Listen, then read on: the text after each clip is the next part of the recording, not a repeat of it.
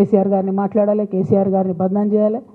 కానీ దగ్గరుండి ఈ అవినీతి అనకొండలు బీఆర్ఎస్ పార్టీని ఏదైతే డిస్టర్బ్ చేసిండ్రో వాళ్ళని మాత్రం ఏమన్నారు. ఈ ఇంటర్నల్ అండర్స్టాండింగ్ అనేది ఎక్స్పోజ్ కావాలి.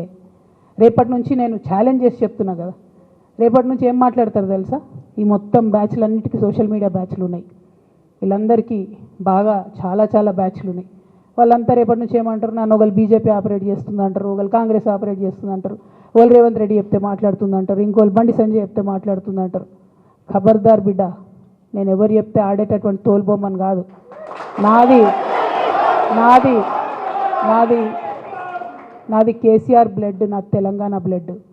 ఇండిపెండెంట్గా నేను అనుకున్న విషయాన్ని చెప్తున్నాను. దానికి పొలిటికల్గా ఇబ్బంది అయినా, కష్టమైనా, నష్టమైనా నేనే భరిస్తా. కానీ దేవుడు లాంటి మా నాన్నను ఇవాళ సిబిఐ ఎంక్వైరీ చేసిండ్రంటే కడుపు రగులుకపోతా ఉంది ఒక బిడ్డగా. అందుకే చెప్తున్నా, ఇన్ని రోజులు చెప్పలే. ఆ మధ్యలో పోయినసారి నా కొడుకు గ్రాడ్యుయేట్ అయినప్పుడు వచ్చినప్పుడు నేను మా నాన్నకు రాసుకున్న లెటర్ లీక్ చేస్తే కూడా ఆ 70, 80, 90 రోజుల నాకు నరకం చూపిస్తున్నారు.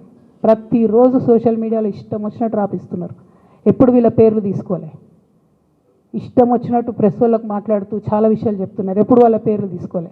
ఇలా తీసుకుంటున్నా, ఎందుకంటే విషయం నాది కాదు, ఇది తెలంగాణ పరువు ప్రతిష్టకు సంబంధించిన విషయం. ఇలా దేశంలో ఏ మూలకు పోయినా, ఎక్కడికి పోయినా కేసీఆర్ అంటే ఒక మహానాయకుడు, త్యాగం చేసిన నాయకుడు అని చెప్పి మాట్లాడతారు. రేపటి